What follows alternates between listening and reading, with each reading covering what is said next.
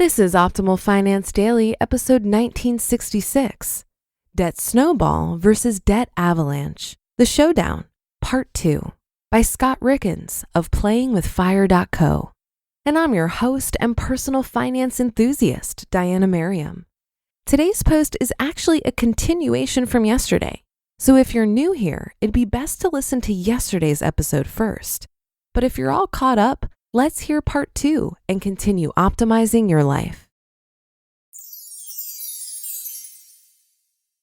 Debt Snowball versus Debt Avalanche, The Showdown, Part 2, by Scott Rieckens of playingwithfire.co. Is the debt avalanche method better? It depends on your money temperament. The debt avalanche method is a great strategy if you're a math-oriented person who is also disciplined enough to stick to something over a long period, potentially without seeing any sort of reward for the majority of that time. If you're someone who can remain motivated without seeing much initial change, then yes, the debt avalanche method may be perfect for you. Using this method will allow you to save the most money while getting you out of debt the fastest. And isn't that the goal here? But with that being said, most people in debt don't fall into this camp. While many people may start with the avalanche method, most fail due to a tapering of motivation. Even if you're the math-centered person we mentioned before, not seeing any real progress in your debt elimination journey can be and is disheartening. That's where the debt snowball comes into play and why it's so effective. Is the debt snowball method better? Likewise, the debt snowball method may not be for everyone. Millions of people have learned that getting out of debt can be difficult. It takes commitment to a strategy, a lifestyle change, and the overall goal of being debt-free. What's wonderful about FIRE is you can add a few new goals: becoming financially literate, retiring early, relieving stress, setting up future generations, and even friends and family with a better future. You may feel behind starting with digging out of the debt hole, but just know that's where so many people start, and that's okay. We had student loan debt when we started our FIRE journey. Now we're a few short years away from our FI date. Like I said, the power of compounding. That said, being committed is easier said than done. So while someone might see that the debt avalanche method saves the most money and time in the long run, putting that method into practice is easier said than done.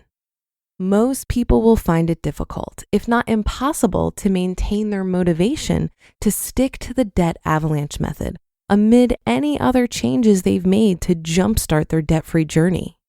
This is why the debt snowball method truly shines in most people's eyes. Even though math doesn't lie, the real truth of the matter is watching your debt stay there day after day is hard. The snowball method solves this problem. In fact, that's the method's greatest strength. Why is the debt snowball method so effective? The debt snowball method is great because it keeps participants motivated. If a participant of the method can physically see the debt falling off and feel that weight being lifted, they're more likely to remain committed to the process. Sometimes you need to see the muscles growing. That's why gyms are filled wall to wall with mirrors, right? While neither method is easy, keeping participants engaged through the process is why the debt snowball method is more widely adopted over its counterpart. Other methods to get rid of debt. The debt snowball method and debt avalanche method aren't the only ways you can start to tackle your debt. There are a few other strategies you have at your disposal. While the following methods may not be as ideal as the snowball or avalanche methods, they may be your only option. Consolidate your debt. This strategy allows you to combine multiple debts into one line of credit or loan.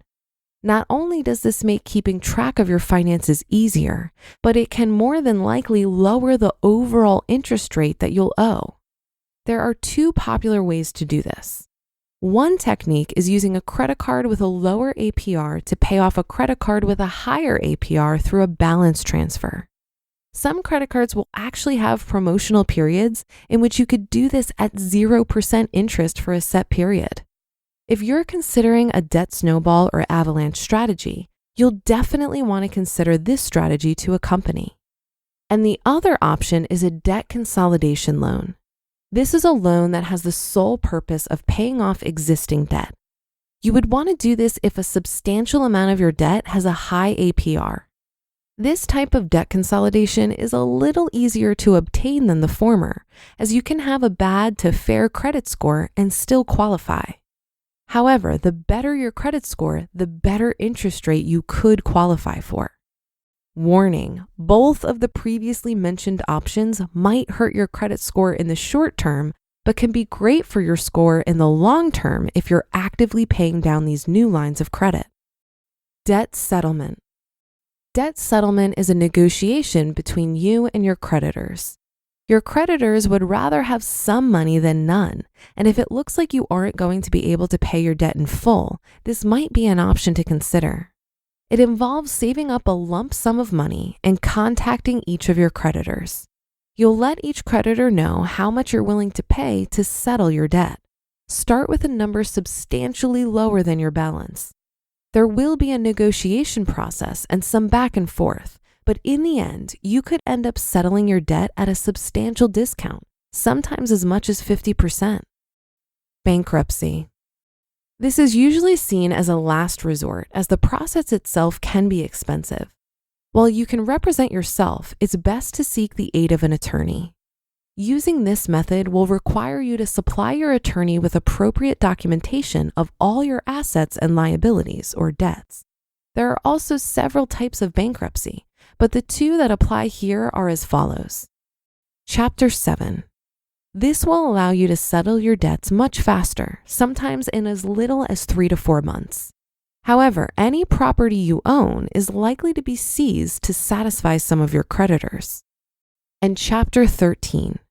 This is a longer, more expensive process, lasting anywhere from 3 to 5 years, at the end of which you will no longer be responsible for any remaining debts. During that period, however, you're required to pay a preset amount of money every month. With this type of bankruptcy, your property is protected. In summary, whatever method gets you to pay off that debt and allows you to stick to your plan, that's the better method. Many people who have found themselves in debt can't play the waiting game that the debt avalanche method can feel like, while others can't stand being inefficient when knocking out their debt via the snowball method. What we love about the FIRE framework is it helps you define your enough and helps you see the power of compounding, which can be the motivation some have been lacking to stay focused on their money goals. When you have a better understanding of the consequences of your money actions, you're less likely to make self-deprecating decisions. You just listened to part 2 of the post titled Debt Snowball versus Debt Avalanche, the Showdown, by Scott Rieckens of playingwithfire.co. I'm glad Scott mentioned bankruptcy in this article, as it tends to carry a lot of shame, but it should be a consideration for some people. I think of it as the herpes of the financial world. I say that because to many medical professionals, herpes is one of those things that is incredibly common and pretty easy to treat, but it carries a ridiculous amount of shame. When you consider how many corporations utilize bankruptcy without shame, perhaps individuals should reconsider this option. I look at bankruptcy as a tool, and just like any tool, it should be deployed in only certain circumstances. Typically, if your debt is going to take longer than 7 years to pay off, which is how long your credit will totally suck after Chapter 13 bankruptcy, you could be a good candidate. Also, if you're out of other options and would be forced to use your retirement savings to pay off debt, bankruptcy should be a consideration, especially if you're older. But I think before considering bankruptcy, evaluate the reasons why you're in this financial position. Many bankruptcies are due to things like medical bills, not improper money management, and there's nothing the individual could have done to avoid it. But for some people, it could be due to living outside their means. The danger in declaring bankruptcy in this case is that you're unlikely to learn the money management skills you need to avoid getting back into the same exact position.